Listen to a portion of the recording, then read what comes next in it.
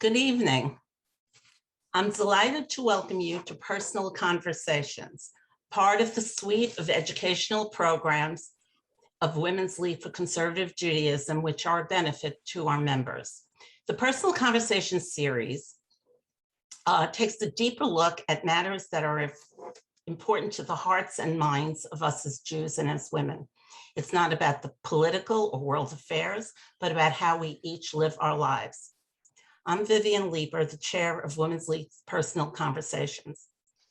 The prior sessions in this series may be replayed from the WLCJ.org website under the program tab, and then go under the online program tab to find us. Tonight's program will run for about an hour and a quarter and is being recorded. Within a few days, the link to this recording will be posted to the Women's League website for replay. Tonight's program is called Creating Your New Community Without a Partner. So many of our Women's League sisters, either through sudden loss of a partner or by their own choice, find themselves newly single. They discover that the world has been organized for the comfort of couples. The transition can be unsettling, isolating, and hurtful. Tonight, we have two rabbis as our presenters. Each brings her pastoral and personal life experience to a conversation that frames this issue for us and suggests ways for anyone to gain control, heal, and progress in her life. Moderating this program is Fran Hildebrand. Now, more in a moment as I introduce everyone, but to start us off, it's my pleasure to invite Debbie Golditch, Women's League International President, to say a few words. Thank you, Vivian, and thank you to everyone for being with us tonight. This has been one of our most important initiatives in the last year and a half, and it has really met the needs of many of our women, and we're very happy that you're with us. And we welcome everyone who's with us for the first time and hope that you will continue to join us in many of our programs in the future. And so I'm turning it back over to Vivian. And I thank you, Vivian and Fran, for providing us tonight with a wonderful opportunity for engagement and learning. Thank you. Thank you, Debbie. Now, Fran Hildebrand chairs the Women's League program, Mishpacha, the Modern Jewish Family 2.0, which is part of the educational programming series of Women's League. She is the immediate past president of the Central Great Lakes region. Fran also sits on the International Board of Women's League and is a member of its Torah Fund cabinet. Prior to that, she was Region Torah Fund Vice President for Central Great Lakes region. Now, as we get underway, I'll be introducing the speakers, but I just want to make a note that you can put any questions you have for the speakers in the chat box that will be open shortly. Please address your questions to Fran Hildebrand with an H in her last name, so that rather than to everyone. And she will, for the questions we have time for. Thank you. So with that, it's my pleasure to introduce our special guests tonight. Rabbi Dalia Bernstein has made it her mission to teach a brand of Torah that leaves behind guilt and helps each person uncover her unique voice. She has served as the rabbi of Congregation Beth Or in Belmore for 8 years after earning ordination from the Jewish Theological Seminary. After many years of counseling through her role as rabbi, Dalia also trained at the Institute for Professional Excellence in Coaching and founded her own life and leadership coaching firm to help those who feel trapped in their work and personal lives, help them find the freedom and growth that they're looking for. Rabbi Bernstein lives on Long Island, New York, with her brand new husband, Mazel Tov. The marriage is about a month old, and also their dog, Vashti. Now, after Rabbi Bernstein presents, we will then meet Rabbi Dana Bogus. Rabbi Bogus is a 1998 graduate of the Jewish Theological Seminary. She was the recipient of the Practical Theology Award. Since then, she has served pulpits in Stratford, Fairfield, and West Haven, Milford, Connecticut. She joined the First Hebrew Congregation in Peekskill, New York in August 2015. Following completion of clinical pastoral education at Bridgeport Hospital, she also served as Jewish chaplain at the hospital and at Jewish Family Service in Fairfield, Connecticut, and at Bernstein Jewish Family Service in Southbury, Connecticut, where she started the first Deaf Cafe in Connecticut. And I think she'll tell us a little about that. She is passionate about helping people succeed in their personal Jewish journey. She has one dog and a bird at home and a horse at boarding school. So it's wonderful to meet both of you. So with that, I would like to invite Rabbi Bernstein to start us off. Sure. Thank you so much, Vivian. This is such a pleasure. And Rabbi Bogus, it's really great to be able to share this space with you and teach with you. So I want to start. I have a little bit of a presentation, but for the most part, I want to tell you a little bit about my story. So I met my first husband when I was 17 years old. And I thought I was going to be with him for the rest of my life.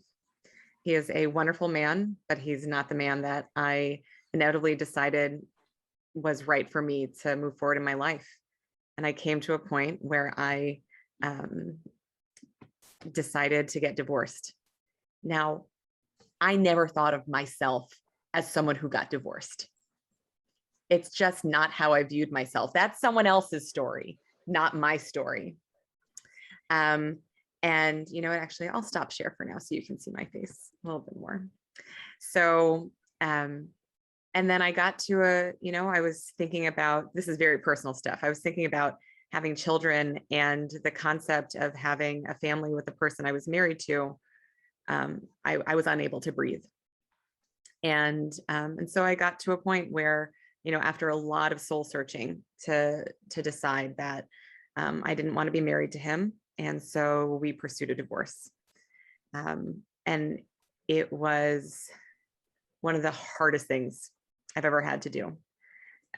Issues of how people see me, what kind of a leader am I, how people view me if I'm not this image of the paired rabbi that I think that a lot of people think is what leadership looks like. And what I found was actually, once I went through this challenge for myself, I felt like I could resonate more with other people's stories. And so I found myself in a scenario where I remember thinking to myself, I wanted to build a family. I personally wanted to find partnership again, but I was terrified of going out into the world as in my mind at the time. I was labeling myself divorced female rabbi. Like, imagine going on J-Swipe and saying I'm a divorced female rabbi, right? But it turns out people like them. And so I'm here not to just to share with you my story, but also talk about how I was able to build that support system for myself, to be able to get through that time for me and to build the life that I wanted. Now, as you just heard, I just got married a month ago. It's something that I wanted to do. It's not something that I had to do. It's not something that I was going to do if I felt pressure from other people. This was something that was right for me. And so I just want to come from that place of acknowledging your journey and what's right for you and what you want.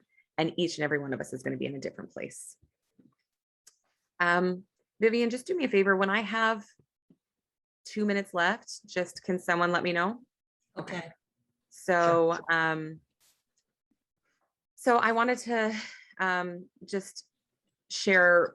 So I'm going to be speaking to you from a personal perspective, from a coaching perspective, and also from a rabbi's perspective.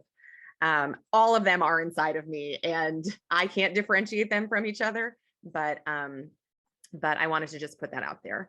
So some of the things that really kept me from that were kind of getting in the way of some of my putting myself out there and building the relationships that I really needed to thrive after the divorce were they were my own mindsets, my own thoughts. And so in coaching, we call them gales. So I'll explain to you what a gale is. Gales are gremlins, assumptions, interpretations, and limiting beliefs. And so the gremlins that I personally had, the gremlins are I'm not good enough. The gremlins are I'm a burden to other people. And I didn't want to be that burden to my friends and my family. And I occasionally I would catch myself, feeling like I was unlovable, or I didn't want to bother anyone.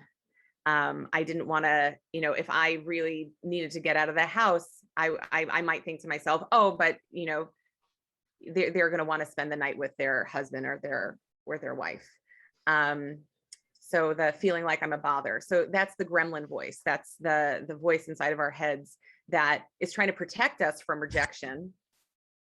And I certainly felt that a lot. You're going to make a fool of yourself if you go to that program by yourself, right? You're going to make a fool of yourself if you do that. That's that gremlin voice inside of us. You are foolish. You're not smart enough. You're not interesting enough. That's that deep, deep, painful voice that was there again to protect us in one way or another. But at this point in my life, I need that courage to go out there, even when I'm feeling that. 1 second, I want to just see, because I have, so you also went back to gremlins. So, so assumptions are what happened in the past will happen again. So a feeling that someone did something rude to me, or someone canceled plans with me, or something happened that really ruined everything, and therefore it's going to happen again. We catch ourselves in that all the time. It's this kind of catastrophizing, and it's locking ourselves into what happened in the past, because we love to know, we love certainty, we love to predict. But if I'm going to put myself out there and build the friendships and maybe go out and meet new people, then if there was a time in which I sat in the corner and I was on my phone the entire time and I felt extremely uncomfortable, I might not do that again. The assumption that is going to be how it is at every time in the moment, that's just something to be aware of. I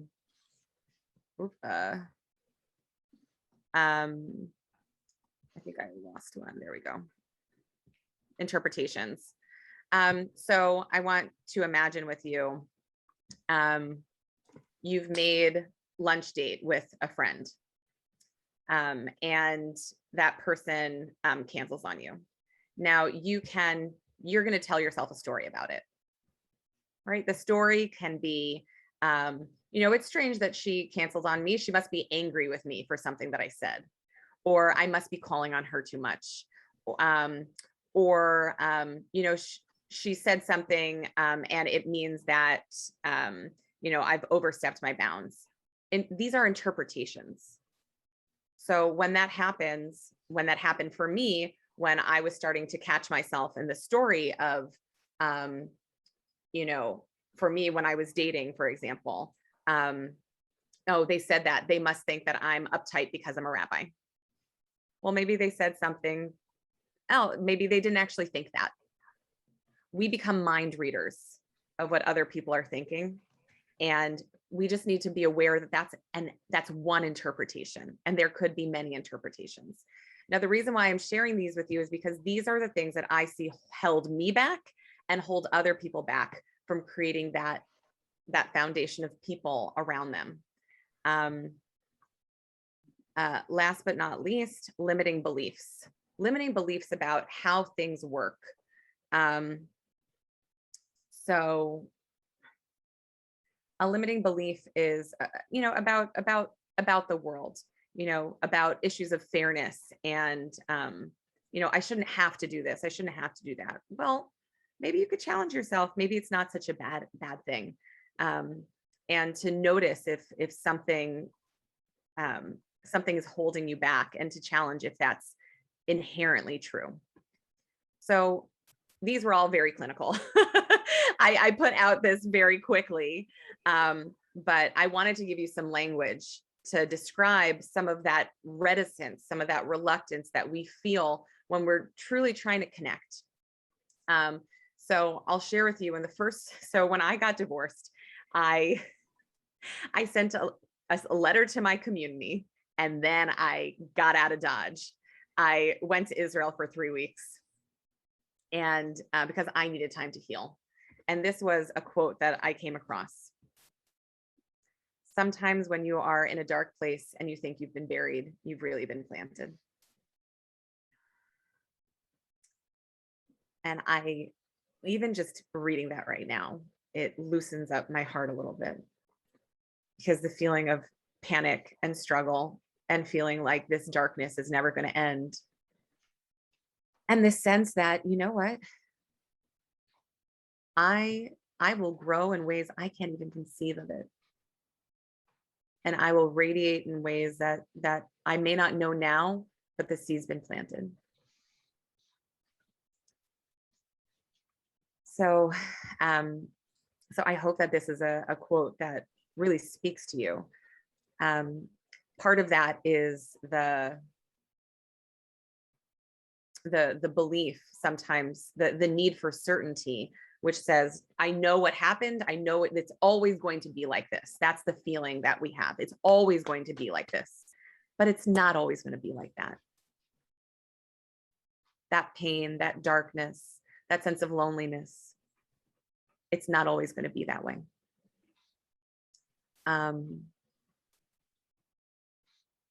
When I announced that I got engaged, I like to turn everything into a teaching moment. I posted on Facebook, and to have gotten to a point where not only was I getting married, but I never thought that I would get to a point where I would be with someone that I loved enough to want to get married again.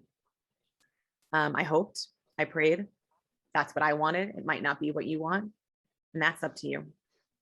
But I couldn't have imagined the life that I have right now. I just couldn't have. And so the belief, the realization, of Gam ze yavor, this too shall pass. And whatever it is, this too, it doesn't mean that the reality is going to, if someone has passed, that's not what I'm talking about. If someone has passed, that death is present. But what I'm talking about is that deep, dark pain that you feel like is in your heart. So sometimes when you are in a dark place and you think you've been buried, you've really been planted. This is another quote that really got me through. There is nothing so whole as a broken heart. And that's Rabbi Menachem Mendel of Kotsk. I felt like I was just so broken. I felt like I was ugly. And I don't mean that in a purely physical way. Like my soul was marred. And this plan that I had for myself just shattered. This vision of who I thought I was broke. And I want to recommend a book to all of you, which is Option B. And that's by Sheryl Sandberg. And when option A doesn't pan out or, shifts, and then you have to deal with option B. And allowing some of that flow and letting go of some of those expectations of perfection. And this embracing of the pattern of life as it is a beautiful thing. So hard to get there. But there's nothing so whole as a broken heart. I remember this kind of rolling that around in my mouth, like, how is that possible? Broken heart, but it's broken. How can it be whole? And that's the point.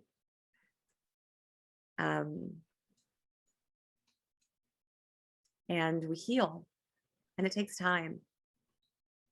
I remember just serious grief. And I'm the one who chose, right? I'm the one who chose to end my marriage. And yet I still felt that serious grief.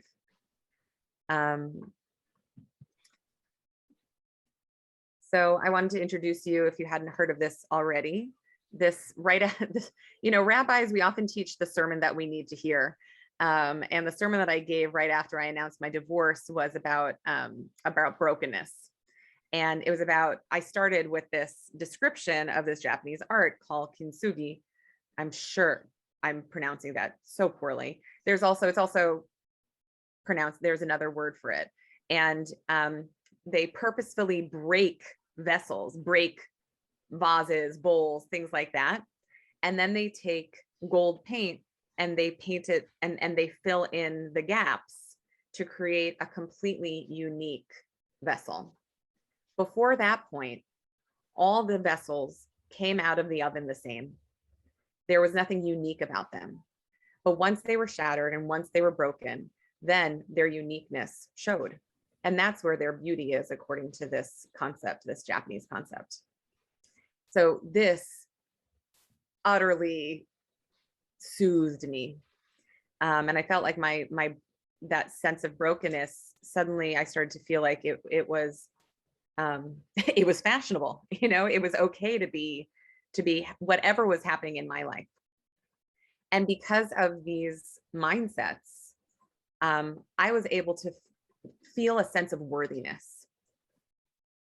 And I think that that's something that I want to really bring to you. If you're going to take anything from my talk today, it's that in order to create and go out into that world, it's not to make assumptions, to watch the gremlins in your mind, but it's also to know that you are lovable and that you are worthy. No matter what happens in your life, you are worthy. And people are lucky to have you in their life. No, and even in our sadness, even in the things that have happened to us in the tragedies, nothing is going to take that away. So there's another teaching that I would chant to myself over and over. Elohai neshama shenatata bi tahorahi, which means the soul you have given me, she is pure.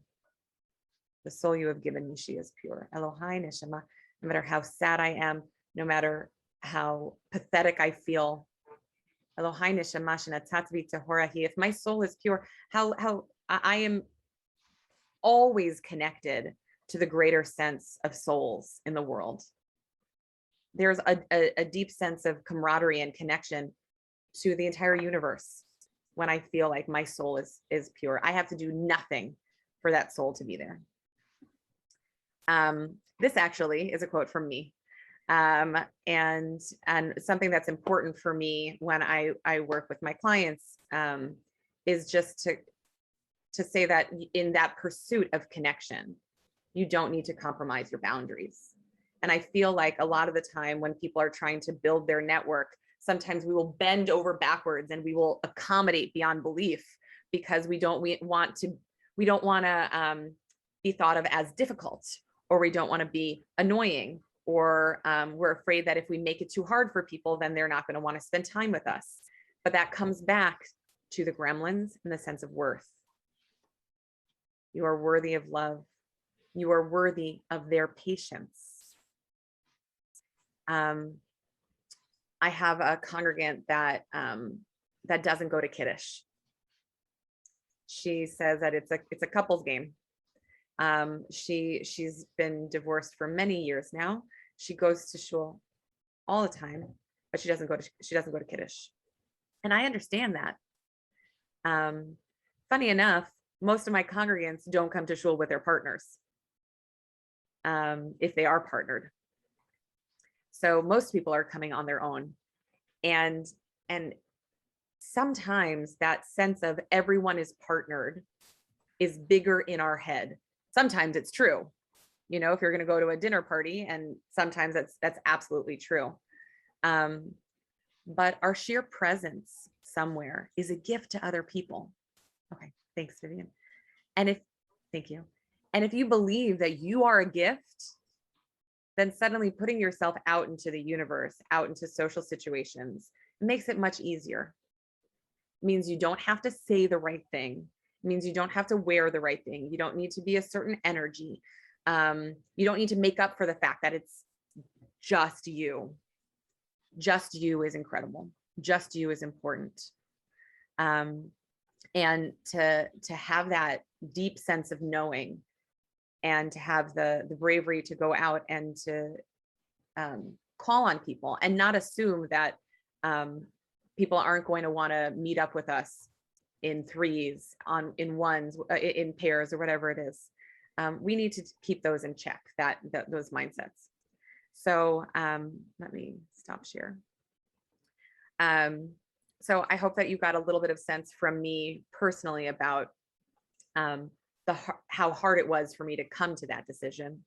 Once I was living it and feeling, I had someone say something so creepy to me. A congregant said to me, Rabbi, I drive by your house and I see your light on and I wonder, is she in there by herself? People say stupid, horrifying things.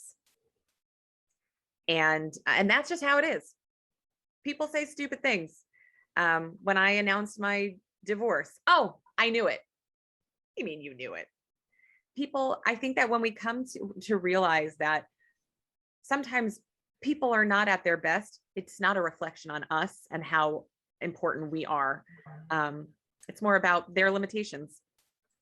So I hope that this has empowered you and given you some food for thought about, any hesitation you might have in putting yourself out there, going to meetings, organizations, social gatherings, and really just a sense that you are worth, you're worth the kind of connections that you want. Thank you. Thank you, Rabbi. That was really good, very personal and very warm.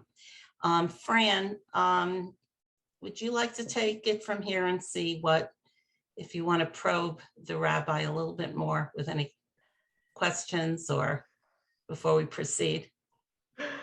I would. First of all, I would like to say that thank you, Rabbi, for sharing your story, and Mazel Tov on your marriage. I personally found your discussion very thought-provoking and motivating. And I thought a lot of the ideas you shared were things that not only applied to divorce, but to other parts of our lives. And so there were a lot of takeaways. And I have one question before I have questions as well, but here is a question for you, Rabbi. How did you meet your current husband? Did you use J-Swipe? I certainly did.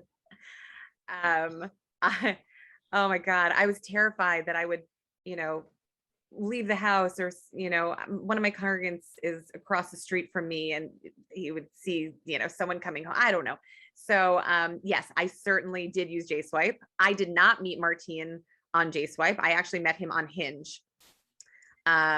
Hinge is it's actually secular. It's not Jewish. But I did lots of dating. I am very outgoing, and that is, that can be helpful. I'm also a little shameless sometimes. It's just my personality. But so yeah, did lots of dating.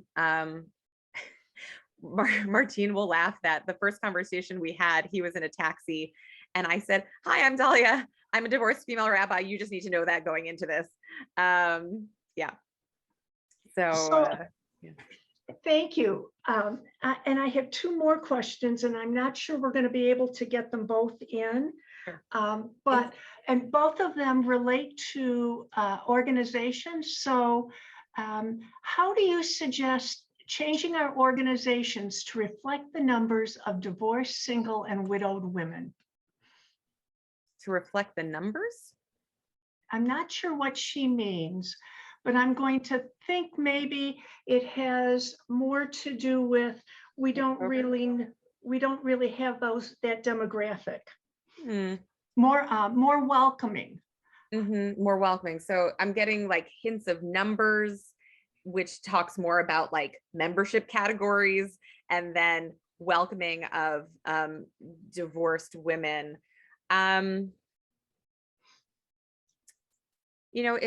It's a hard question. So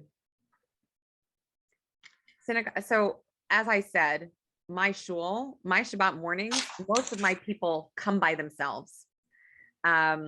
So, I mean, I just had an idea right now, which is to have a Shabbat morning where you encourage someone to bring a friend, not for the sake of membership, but, so that you have a companion, and, we have a special lunch or something like that. That seems like such a throwaway, and I'm so sorry. I don't quite understand the question. So, what, I'll pause there before I, dig myself in deeper. This was one of the questions actually I wanted to ask, this Sure. next one, if we can work it in. Yeah. And the question is, I lost I'm getting more questions. So how can we help those singles get away from their gremlins? This person has met singles who say they've been slighted when a slight was not intended. Mm-hmm. Well, I mean, I think that, first of all, validation is really important. To say, it makes sense that you felt that way. Not to say, are you crazy? That's not what they meant. But to say, because these feelings are real. And so when I work with people, we'll do a little bit of that kind of gremlin work and really actually ask, well, what is that protecting you from right now? Why is that voice showing up for you right now? So I think that talking to people and listening to them and making them feel heard and seen, and people are always more receptive when they feel like you actually care and hear what they're saying, and really ask them, what else could be true in this moment? What else is possible? What else might they mean? So Fran, do you want to have another short one? I have more questions, but I'm going to wait because I know we're running out of time. But the person who did ask the other question, I think what she tried to clarify it to me, not so that you would have to do it. I think her issue was that so often, if you look at a form, a synagogue membership form, what the information it asks is misleading in terms of membership. They, and so I think what she was trying to say is, what can we do to make it more inviting for organizations, to make it easier for single people to join and feel a part of it? And that's a whole different question for you to be able to answer right now. That's not doable. I mean, it's a whole. Yeah, I mean, I'm not going to talk about forms, but I know that, Fran, I know you're going to put my email address in the chat box. She's going to put it in there. You might think, oh, I want to email her. And then your gremlin's going to be like, don't bother her. She doesn't want to hear from you. She does want to hear from you. She is curious about what questions you have. So please don't let your gremlin hold you back. Rabbi, what is your email? Tell me verbally and I'll type it. What's so it's Rabbi. Well, actually, you know what? I'll give you my personal email. Dalia, Dahlia. Yeah. Rabbi, I just want to remind you that this is being recorded. You may not want to do that. You may want to send it by chat. Okay. Sounds good. In the meantime, regretfully, we have a lot more questions and I never even got to ask any of mine. So I might be one of those people who on her own contacts you, but it's time that we have to move on. And I would really like to thank you, Rabbi, for your discussion and answering all of those questions. And hopefully, ladies and our gentlemen, we'll have time to return back to ask more questions at the end. Thank you so much. Oh, you're welcome. Okay, I put in her email address in chat. Thank you very much. Now I'd like to call on Rabbi Jenna Byrne Bogus to help us lead us forward with your perspective on all these issues. Evening, everyone. It's great to see you. I don't know, I moved and all of a sudden I occupied too much of the screen. Okay. So I call myself, in my lifetime, I have been long-term single. I was single till I was 48. Short-term married. I was married for 7 years. And now I'm widowed but I don't like that term, so I call myself single the second time around. So I was long-term single, short-term married, and now single the second time around. And that's important to understanding my story and how I've made a life for myself in all of those stages of my life. Number one, I grew up with tremendous role models. Both my mother and my grandmother were widowed young. And so even though I wasn't learning this lesson in order to manage being widowed, it taught me that one has to have a life for oneself under any circumstances. And that we have to have the activities that we like to do, and we have to have the exercise that we like, and we have to be able to go to the arts or any of the things that we like, separate and apart from our relationship, in addition to our relationship if we have one. But that we shouldn't postpone doing the things that we like to do because we don't have a partner. And so I spent my life just making my life and didn't worry about who I might or might not meet. I created my life, and so I had many, many, many wonderful years where I really wasn't even looking for anyone. What was interesting to me was I made lots of girlfriends in that time. I have a huge cadre of women that I'm friends with, good friends with, been together for the important moments in life. Sometimes I had to wait for their children to grow up a little bit so we could have adult conversations again. But my mom encouraged me to be patient, and most of my friends came back to being adults after the kids were a little bit older. And so I occupied myself with things that I like as a young adult. Single, I was involved in the synagogue. I was the USY advisor. I was on 10 committees. I was coming to synagogue. I was learning to read Torah before I became a rabbi. And that was my second home. And so there it didn't matter that I walked in without a partner, because people knew me for me. And I was there to do what I liked to do and what was important to me. It didn't matter to me if I was sitting by myself. I can say now, as a congregational rabbi, there's a certain benefit because I sit on the bima. People expect me to sit by myself. I'm not expected to have my partner next to me when I'm sitting on the bima. I also created my own family, if you will. That is, in every congregation where I served, I included many, many, many people from my congregation in my home for Shabbat dinners, for Pesach, for cookouts, and that gave me a family, so that when holidays rolled around, I wasn't home by myself. I had family, I had people to celebrate with, I had people to share with.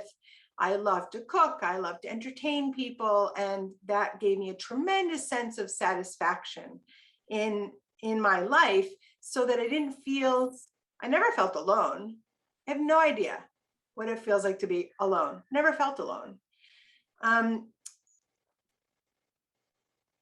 at that stage, there were still occasional attempts to fix me up with somebody, most of which, well, all but one, failed miserably.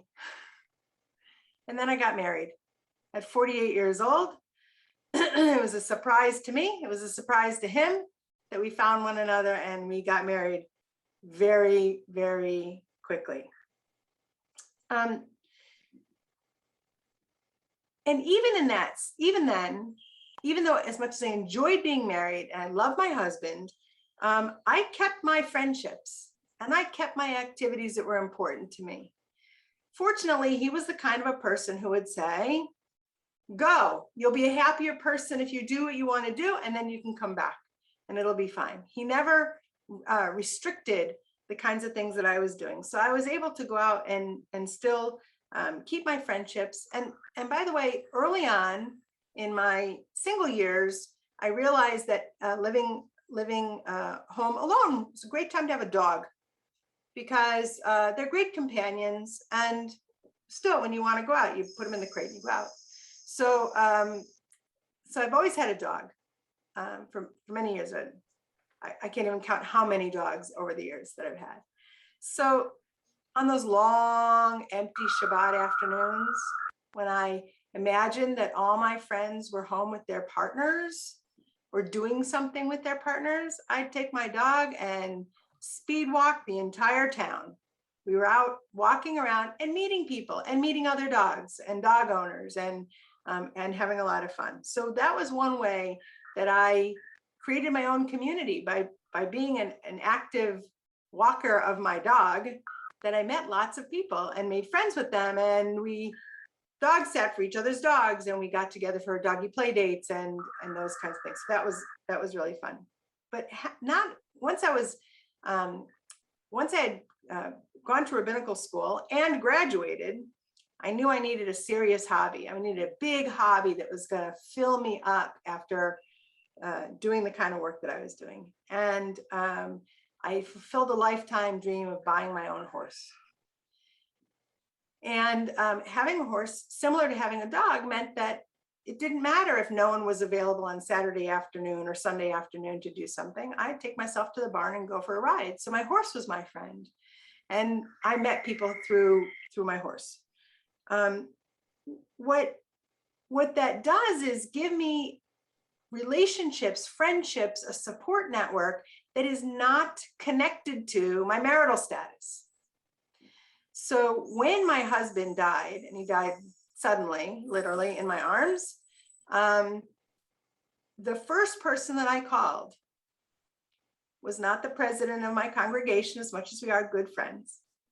And it was not a family member. It was not a cousin or anyone. It was one of my barn friends who's a social worker. And I told her what happened, and I said, and I need somebody in the house with me now. And she said, I'm hanging up and I'm coming over. And she's been a wonderful friend. And the whole barn community showed up at the synagogue. The synagogue was very kind to me, actually, and sponsored a meal after the funeral was over. And in walked all of these people that I couldn't recognize. I didn't know who they were until I realized they were my barn friends, but they'd gotten dressed for the occasion and they no longer looked like barn friends. And so they came and they were a wonderful support and have continued to be friends. My point here is that if you're doing something you love to do, you're going to have a support network. You're going to have people that you connect to, people who will be there with you, someone to do things with, people to talk to. And so it's important to just find the things that you love to do, where maybe in doing those things, you are in some way your best self. And you'll connect to other people who love those same things as well. And then you have a common connection. I did notice after getting married that I was suddenly more acceptable to some people than I was as a single person. And I found that terribly insulting, that I, for myself, wasn't good enough, interesting enough, meaningful enough, I don't know, for some people. But the minute I got married, that I got invited to things that had been going on for years that I was never included to, et cetera. And that bothered me a lot. And I keep that in my mind now, to not do things to include or exclude someone based on their marital status. If they're good people and they're people I like and people I want to be with, or I'm doing an event at the synagogue, then I want everybody to come. And I don't really care about their marital status. It's not of interest to me. A lot of this requires having a very strong self-esteem, to believe, as Rabbi Bernstein said, that you are good enough. You are enough. You are good enough. You don't need to have an MRS You don't need to have a PhD. You don't need to have any letters after your name to be good enough. You are good enough. And again, I credit my mother and my grandmother and my father, although he died when I was still young, but I credit them for telling me that I can do anything and I'm valuable. So that whether or not I'm partnered, I have value. And it's hard sometimes to build that self-esteem later in life. And I feel grateful that I was raised with that. But it's not impossible to raise your self-esteem later in life. Call Rabbi Bernstein, she'll help you. So having that kind of self-esteem makes you Teflon, makes a lot of stuff bounce off of you. You just don't absorb it because it's other people's issues. So one last piece. When one of my congregants lost her husband of some 50 or 60 years, her grandchildren asked her if she was going to get married again. And she said no. And they asked her why not. And she said, because then I would have to buy a new nightgown. And I've come to the conclusion I like the nightgown I have. And so I don't think I'm going to get married again either. Not looking. Because I have my dog, I have my horse, I have a million trillion friends. And I have work that's meaningful to me. And they don't care that I'm not married. At least I haven't heard that yet. So I'm okay the way I am. I have done different things at different stages of my life, but I'm okay the way I am. So, but I feel fortunate that I started out on this path with self-esteem, with role models about how to be single. By the way, the moment after my husband died, I said, I can't do this by myself. And I said to myself, shut up, of course you can. You just have to remember how. Remember what you did before you got married. How did you get things done? And, you know, I relearned how to do that, reclaimed that part of myself.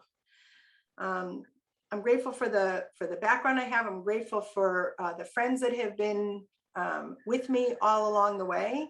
And I want to be here for any of you who are struggling with these things, because the first thing you need is to have a trusted person that you can call and talk to. Of course, I know Rabbi Bernstein got her name up there first, but please put my name up there too. Okay. In the chat, I would be happy to take your professional email that we've been communicating with. Yes, please use that one. Yes. And I'm happy to also take questions. Thank you, Rabbi Bogus, for sharing your story. And I'm sorry for your loss. And I am amazed at your single and then single the second time around. That's very inspiring and motivating for all of us. Your story about your mother and your grandmother made me think about messages I've received in my own family, lessons I've learned, things that my mother and grandmother and other important women in my life have shared with me. I think that's an important thing for us to be able to look back on. It maybe brings comfort. And as Vivian said or brought up earlier, I'm going to ask Rabbi Bogus a couple of questions or share a couple of comments from the chat, and then we'll open up the question and answer period to everyone. Both rabbis can speak they can either dance together or they can answer individually. So I have at least a question and a comment, but I'm also going to ask, if it's all right, a question of my own. And one of the things you brought up was the sense of creating a sense of worth. And so what is something we can do we've had a traumatic experience, whether it is divorce, death, or something else that happens. So what is one thing we could do to begin to create our sense of worth, self-confidence, security? I know I'm bringing in a lot of things. A sense of worth would be great. I'll use the language that Rabbi Bernstein introduced, the idea of having gremlins, that when your brain starts to tell you, I can't do anything right, you need to knock that crap right down to the floor and say to yourself, yes, I can do things. I can, whatever it is, whatever you know how to do, whatever it is that you do, notice that you're successful at, even if it's one thing, start with one thing. And if you need to add something to it another day, you add to it another day. But it's absolutely ridiculous to think that anybody would be incapable of succeeding in even one area. Incomprehensible. So something we can be proud of or consider an accomplishment as opposed to looking back. Right. You might say, I know that I'm a good friend, or I know that I'm a generous donor, or I know that I'm whatever it is that you can feel confident in just one thing and focus on that until that sort of grows in some level, and then it will spread to other areas. So I had thank you. I had a comment from the chat from Harriet that said, after my father died, my mom said she didn't want to pick up anyone else's dirty clothes.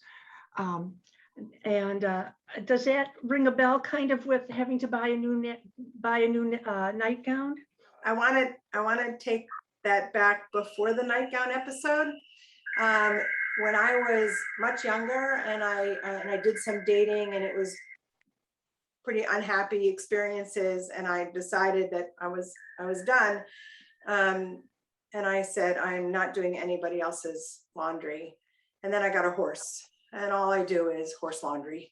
So, if you can't get around it, there's going to be laundry. But yes, I think that there are, I just read an article recently about a woman who divorced her husband because he had to be told when to do the dishes. And she said she wanted to be married to an adult, someone who didn't need to be told those things. So it's the same thing as doing somebody's laundry. So I have the request that everyone please mute, but I have a question. Do you have any advice that's specialized for a widower? So going from being married to being widowed specifically is a challenge, because you didn't choose it. Although we heard that choosing to be separated, also to be divorced, is also a challenge, but it's a different kind of a challenge.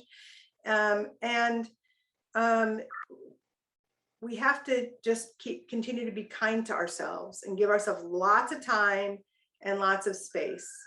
Grief is a very, very strange animal, and you will find yourself doing and saying and thinking and forgetting all kinds of things, and almost in bizarre combinations. And so please be nice to yourself. Allow yourself to be unusual, be kind to yourself, and hang on to those happy moments, hang on to the happy memories, hang on to the life that you built together, the home that you created together, perhaps the family that you created together. Those things I hope will feed you, but in general, it takes time. It takes a lot of time, and reach out to people who can help you hold your pain, because it's painful. Thank you. We have time for one last question. And Andrea asks, what is your death cafe about?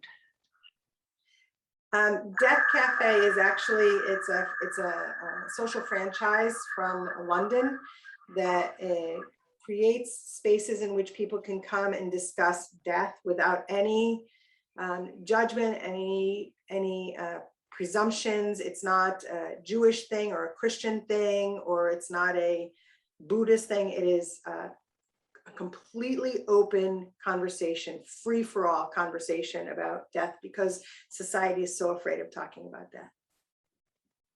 We need a That place is very true. That sounds really interesting. Thank you, Rabbi, so much. I think, Fran, we can do a question that both rabbis can or address. We have another. Thank you.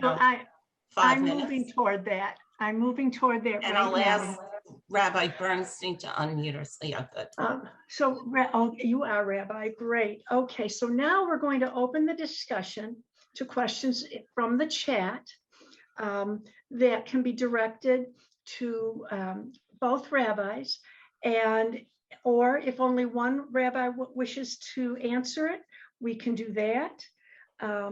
And while we're waiting for people to put in questions, I'm going to ask a question of my own. And that is, how do you see faith helping us to bounce forward when we are in a dark place? You know, Rabbi, you talked about the being whole when you're broken, and being planted when you're in a dark place. And I don't know if that's the same thing as the Death Cafe, but my sense is it's about openness to who you are and what you are, and making the most of the moment. Could you discuss that? And what you might become. Yes. Yes. You know, is part of that. Faith. It's a big word. Faith that I don't have to control everything, and that there is something else in the world. You can call it God, you can call it the universe. I let go. I release the need to be in control, and to trust that whatever happens, you can handle it. That's what I think faith looks like to me. I don't know if Rabbi Bogus, if you have a different, if you want to share that. I would say that, faith is that every day is a new day and a new opportunity to start over. Even if you have to restart the same thing every single day for a month until you get it right, or get it to a place where you're comfortable. I think the opportunity to continually be in growth and continually be changing is what for me, what faith is. Mm-hmm. So what do we do, rabbis, when we are scared and not sure what to do? How do we get unstuck? How do we get ourselves to move forward? Mm-hmm. Could you recommend anything to us? I sing. Mm-hmm. I sing for myself. I love to sing, and it's very empowering for me. Very spiritual, very empowering.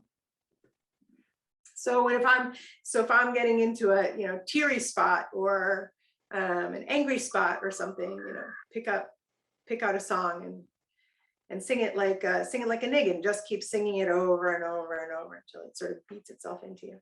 Mm. And that, okay, Rabbi? No, go on, Fran. Go. Please keep going. Okay. Do we have any questions from our participants? Otherwise, I have more. How about, so here's another question. And this is I have a couple pragmatic questions to ask you. So we know we have to move on with our lives. We may or may not be quite ready. We're taking those first steps, but we're finding that it makes us feel uncomfortable, and maybe the people in our lives aren't quite ready for this. What can we do to make ourselves feel less uncertain if we are not getting that support yet from other people. Because a lot of what we've talked about is getting our sense of our footing back on from our groups of people. So the question has so many different layers to it. I mean, there's always a group to be found.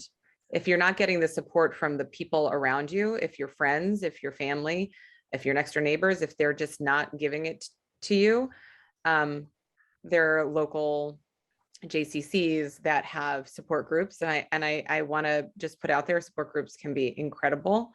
There are also Facebook groups that one can find. Just to go online, there's a whole community. Even for me, reading articles when I'm feeling like, what the hell is wrong with me? I would read an article. Does anybody else think this thing that makes me feel like a complete failure in life? And it turns out, oh, 1 billion people have written articles about the same thing that I'm feeling. So it can't just be me, first of all. So if I'm not getting the support from the individuals, and by the way, not everybody can understand what we're going through, and hinging our movement on other people, that just keeps us tied down. We can't wait for other people. We can be sensitive. So finding the support in other places. And by the way, I had friends that perhaps I wasn't as close with them, but the fact that I was then single and they were single, we actually gravitated towards each other. So you start to form new relationships and allow yourself to do that. There was one other piece to what you shared, Fran, about I'm not sure what the moving forward is. It can be as simple as cleaning out your closet, not anyone else's closet. It can be your closet. You don't have to do those things that are extremely painful for you. You don't have to do the big things. You can do some small things that really, one piece of movement that you feel is a manageable bite. It doesn't have to be a big grand thing. I remember, for me, when I feel stuck, I clean out my closet. It's a little thing. I get rid of some clothing. Your closet might be a little thing, mine isn't. I really like getting rid of things in my closet. And then I'll go shopping. I know it's it sounds kind of trivial, but I'll buy something new that feels right for who I am right now. And it makes me feel like I've moved a little bit. Oh, wow. I would also say that when we're stuck, and if we stop looking at ourselves, we start looking around us at other people, you might notice someone who's got in a similar situation. Nobody's in exactly the same situation, but a similar situation. And they seem to be handling it with such grace. And you want to make friends with that person, and you want to ask. So, how do you get where you are? And they might reveal that they're not really as cool as they look on the outside, but that's okay for you to hear that. So if somebody is behaving or living in a way that feels like they're doing it, you think they're doing it better than you are, find out what they're doing. And they might be happy to have someone to talk to also. I think you're both talking about taking positive steps. I'm sorry, Rabbi, I'm going to use the word forward again, but I'm looking at it as opposed to anticipating the future. And before you can do that, you have to be able to move along. And I am thinking about us being that it helps to be able to take pride in anything we do to get unstuck. And it would seem like it might be really hard to reach out to new people, at least at the beginning. Do you both find that that was hard for either one of you to? Did you have to? I'm asking too many questions at the same time. I apologize. I want to say to you, were you able to maintain your friendships with the people you were already friends with, or did you find you had to reach out to other people? So if you don't mind, at first, accepted all kinds of invitations and conversations from whoever was checking up on me. I found that there were some people who lifted me up and there were some people who dragged me down. And there were some people in particular regarding my marriage, there were some people that came into my life through my marriage who, with the end of my marriage, they needed to also leave. And some people that have maintained continuously very, very good friendships throughout, regardless of the absence of my husband. So I had to do a little sorting. And in some ways, they probably did some sorting too, but that's okay. Thank you. Rabbi, anything you want to add or no? No pressure. No. Very similarly. So at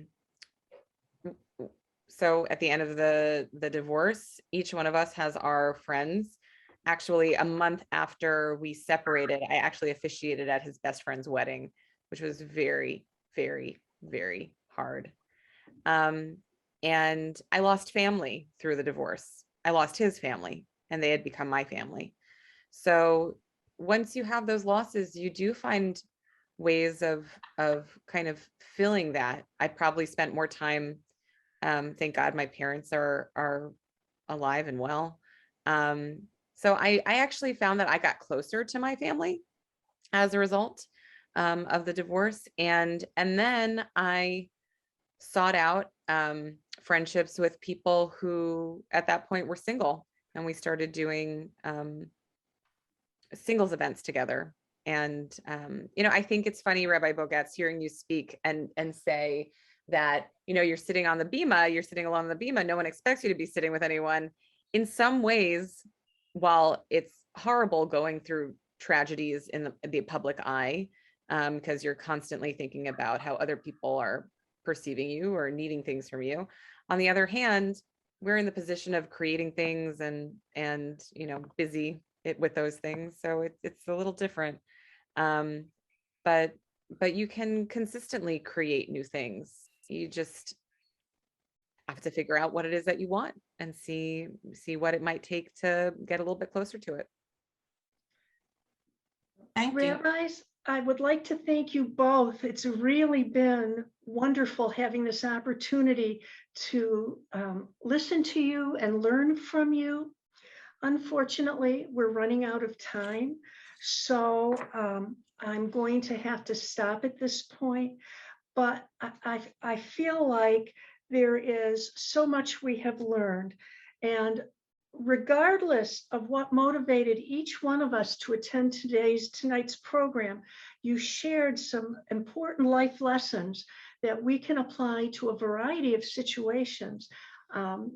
Singing, and I'm not being facetious when I say that, the Gales. There are many other things as well, but I'm aware of time, and I don't want to take up too much of it, but I want to be able to say thank you. It has been wonderful. You've been inspiring and motivating, and I thank you again.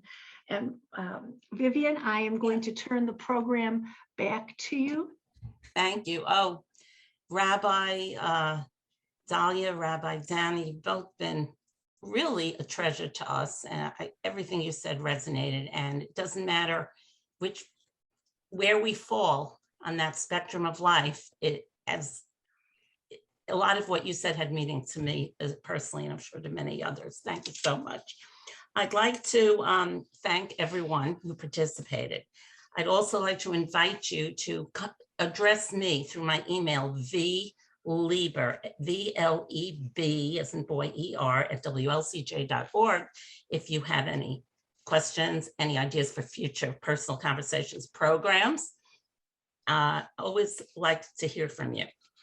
Also, I would like to invite members of tonight who participants to send me, and I put this in when we were doing our publicity about this program, if you want to share anything in your life with other people who participate tonight, write a little essay, maybe about a page, page and a half, maybe a little less, and send it to me by email. Someone, Fran, would you type, somebody should type my email address in the chat.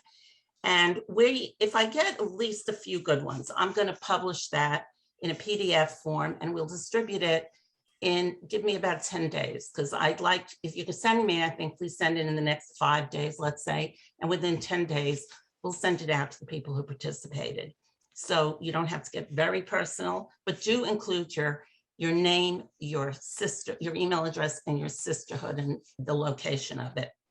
So with that, and we'll continue to have this conversation with one another. I also want to urge everyone to take back to your own sisterhoods and other avenues of your life what you learned here tonight, and please either create a program of your own in your sisterhood along these lines that says that women who are not part of a couple are welcome, and do what you can to include people in your life within your sisterhood and life in general. Take into account with sensitivity people in all different stages of life so that they're feeling welcome let's be sensitive to some of the things we heard tonight. So with that, I'd like to ask our Women's League Executive Director, Rabbi Ellen Rollins-Fields, to please give us a few words that she has to share with us about this. Thank you, Vivian. And thank you all for attending. It was fantastic. Vivian and Fran, thank you for facilitating. And to my dear colleagues, you're brilliant. So thank you. I look at them both and I knew you both in different stages of my life. I knew Rabbi Bogus when I was a very young rabbinical student, single and awkward. And Rabbi Bernstein, I met when I was a very more confident rabbi and just honestly started talking to her on the train because we had just come back from the United Synagogue Convention. And I have to tell you, when I knew Rabbi Bogus, I would have never done that.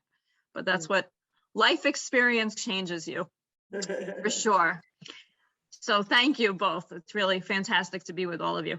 So I was thinking about my words this evening. And usually I talk about the upcoming Torah portion. So I'm going to go ahead a little bit. And this is going to be the Torah portion for Saturday night. So when we're going to be reading it Shabbos morning of November 13th, Parshat Vayetze. Thinking about how the story goes where Jacob is running away from his family. He's changing his identity because he's having the sibling rivalry with his brother because he just tricked his brother he tricked his father so that he could get the birthright. And he's running away. His mother's like, get out of here and find a wife somewhere else. And he has the famous dream, Jacob's dream and Jacob's ladder, the ladder that's going up and down. And it's so much like life and our moods. Our moods go up and down. Our life goes up and down. The term Gamze Ya'avor, this too shall pass. The story goes that this too shall pass, meaning that when it's really good, it could get bad. And when it's bad, it could get really good. And things keep changing.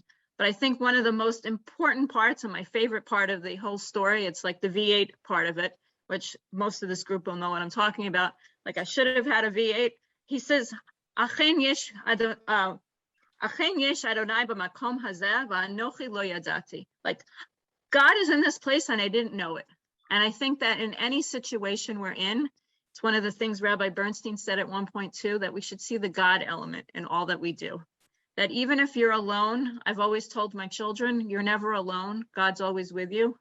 And that when you have a relationship with somebody, you see that God with you. And even if you're not in relationship with somebody else, God is always in relationship with you. Always. God is there for us. And that's truly what Jacob was saying when he's running away from his brother, sleeping on a rock. He's like, God's in this place. And I pray that we will all find that God in our place, even if, and most importantly, if we're looking in the mirror and see God in that place as well, because we're God in that mirror. Erev Tov to everybody and Shabbat Shalom. Thank you so much, Rabbi Rollins-Fields, and thank you to all our participants, and most of all, and to Fran, who did such a good job, and most of all to Rabbi Bernstein and Rabbi Bogus. You really uplifted us. Normally this seems almost a little sad a topic, but it wasn't at all. You've really given us so much, and we're very grateful to you.